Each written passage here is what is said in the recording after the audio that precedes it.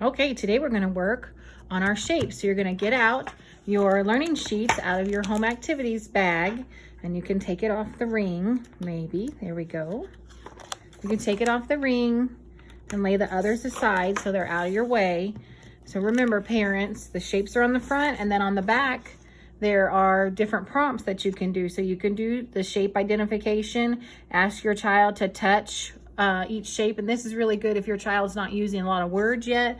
Then you just say, oh, touch the heart, and see if they can do it. And if they're not able to, remember, take their finger and say, touch heart, heart. And then, you know, like touch star. And if they can't do it, then you touch star. Next thing is for you to point to the shape and ask them what it is. So, you know, like, oh, what's that?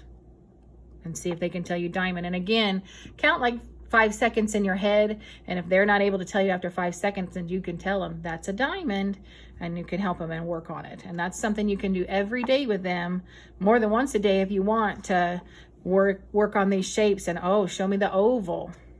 Show me the circle. See if they can do it. And don't do them in the same order every time, so they can so they don't memorize it, because sometimes kids will have they'll memorize it. Do them all different each time. Then the next one is you can go on a shape hunt around your house and find shapes.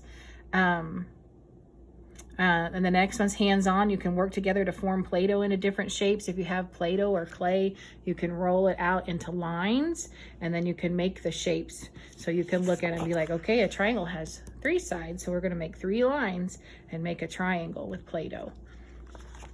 And then the last one is hands-on. You can spread flour on a baking sheet and use your finger to make shapes. Another thing you can do, and we might do this here at school and then send it home, is make a Ziploc baggie and put a little bit of gel in it, a little bit of hair gel in it, and then you tape it, of course, and you can make shapes with that.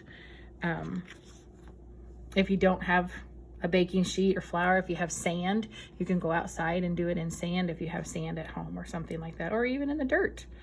Alrighty, so that's something to practice at home. Practice working on shapes. And this will also be something that we'll use for our full remote learners to look at and see if they can name the shapes for you at home, so you can tell me about their progress. All right, thanks. I'll see you later. Bye.